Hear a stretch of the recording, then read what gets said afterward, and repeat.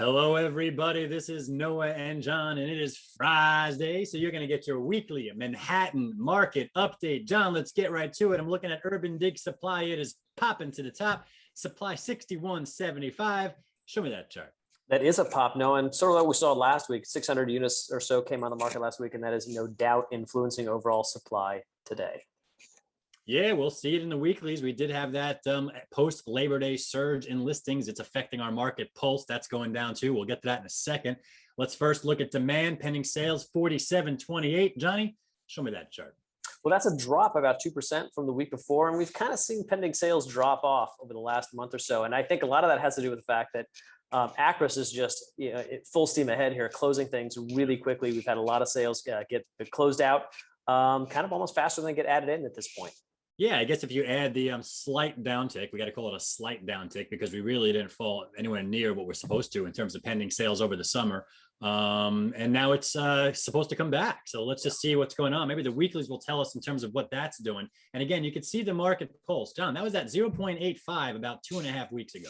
Yeah. Okay. So that listing wave that we were talking about, that we were telling people to tell your buyers in the summer, hold off and wait for that to start dropping with the listing wave. That is now upon us right now. So if you're a buyer out there, you probably are noticing all those new listings come to market.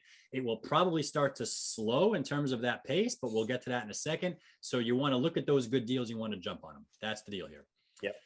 Johnny, let's go right to the weeklies. I'm looking at it, and there it is. Supply 560. That's already down slightly from the post Labor Day pop. Johnny, show me that chart. It is 560, still nothing to sneeze at, but it's a little bit shy of the 600 or so we saw last week. But still, supply. I mean, we're getting this post Labor Day, post school starting September, early fall rush bump, and I think that's a good thing for the market. Yeah, and I mean, exactly what I'm wondering, John, is that do we need to get to 650, 700 to actually ease this supply constraint that's going on, given that demand? I mean, look at this. We're still doing 211 deals. Right. Yeah. And we're just early in September, and September is typically our weakest deal volume month. And we are not weak by any means. So you're going to need that supply number much higher than usual, higher than 560 here to start to really impact inventory in a meaningful way, I would think. Yeah, that's true. So you're talking about the weekly contract sign number 211. That is actually down from last week. Last week was, we had Labor Day, we had Rosh Hashanah. This week was a holiday with Yom Kippur. So there's been some off days. I'm looking forward to getting some full weeks under the belt as we close out September, heading into October, to kind of see what the buyers are thinking about all the new listings out there. Yeah, well said. Okay, Johnny, let's go to the chart of the day. This is going to be a very interesting look, John. All right, we gathered this data a couple of days ago. So September 15th, which is 2 days ago. That is the basis for this chart. Okay, I want you guys to be aware of that, because we're comparing basically September 15th every year, going back all the way to 2011. I want to show you guys where we are now on a bunch of stuff versus where we've been in the past. Okay, and we're going to start out with supply. This is supply. Now look what I'm doing, John. I'm drawing a line across so you can kind of see. This is where we are in terms of supply. Right. So we're down from last year. We're down from 2019. We're kind of at the 2018 levels. We're by nowhere means constrained like 2013, 14, 15, but we're also well off our highs. So we're kind of like in that middle channel. Okay. Mental note. Okay.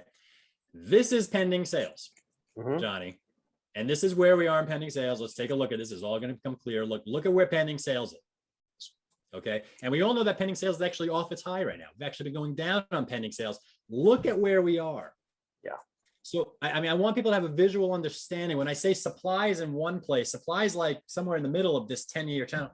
Pending sales is still well off the charts. Right. So, I mean, we could fall, John. I mean, we could fall substantially from here and still be elevated from historical.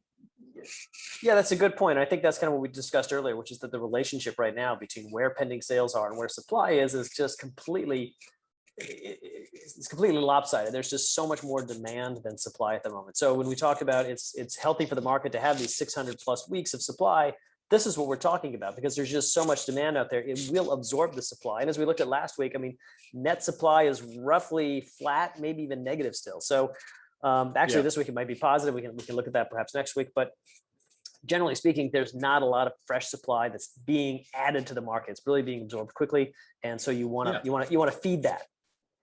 Yeah, and I mean, this is all real-time liquidity stuff. This is not sales prices. This is not price action. This is Right. nothing like that. I'm trying to, I want people to understand this market in terms of two different things. There's liquidity and there's deal flow, and that's all this, right? Prices are different. So like when I'm looking at supply, we see one thing. When I'm looking at pending sales demand, we see this, right? So now I go and combine this together, and that gives you the market pulse, right? Supply and pending sales together gives you now this, right? And it's consolidating both those things together. And now again, let's do the same exercise.